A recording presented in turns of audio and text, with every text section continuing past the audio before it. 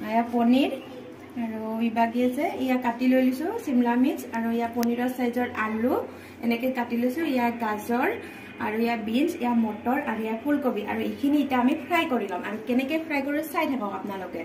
তেল গৰম হৈ গৈছে এটা আমি ইয়াতে পনীৰটো ফ্ৰাই কৰি লম গোটেইটা পনীৰ এনেকে দি দিছো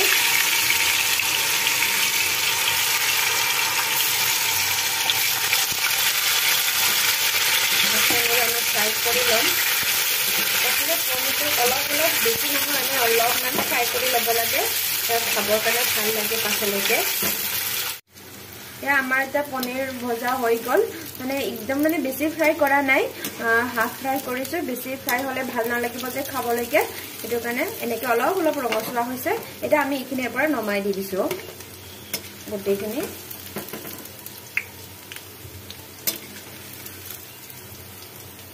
এবাৰ পনীৰ ভজা তেলতে আমি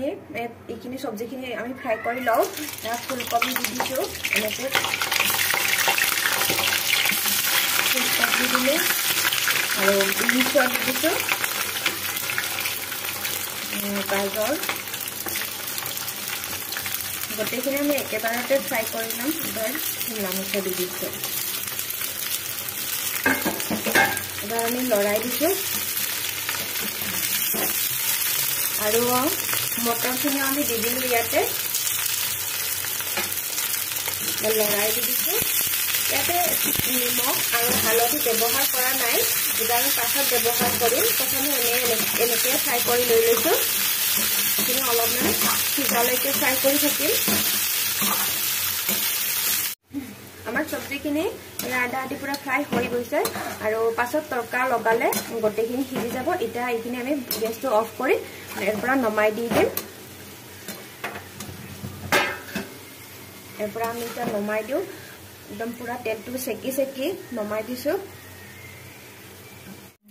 আমাৰ এটা পনীৰ আৰু ইবাগে সবজিখিনি আমাৰ ভজা হৈ গৈছে আৰু ইয়াতে তেল গৰম হ'বলৈ দি দিছো আৰু ইয়াতে দিম প্ৰথমে গোটা জিৰা দিছো অকমান আৰু তাতে দিছো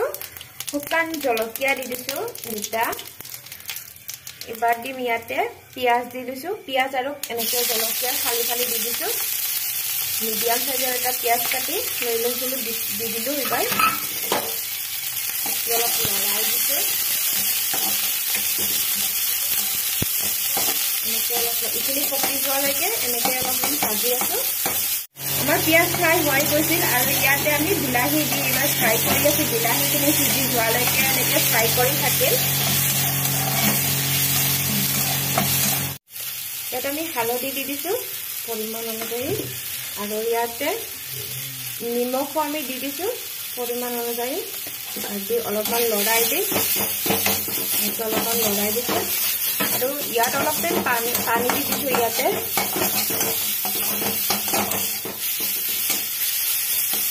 পানী দি দিলো অলপ পানী দি দিছো অলপ টাইমৰ কাৰণে এইখিনি সিজিবলৈ দি দিছো এইবাৰ আমি ফ্ৰাই কৰা সবজি দি দিও এনেকে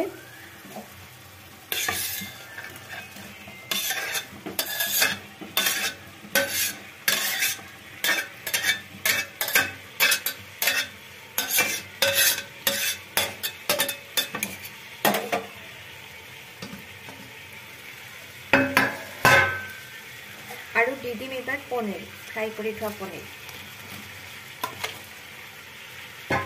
আৰু দি এনেকে লৰাই দিছো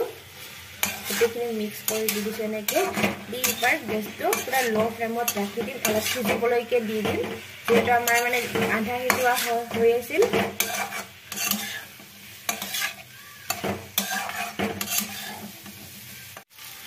আমাৰ মিক্স পনীৰৰ সবজি হৈ গ'ল আৰু ইয়াতে পৰা আমি নমাই দিও এটা আৰু ইয়াতে সাৰ্ভ কৰিম এয়া আমাৰ দুপৰীয়াৰ থালিখন আজি এনেকৈ প্ৰস্তুত কৰিলো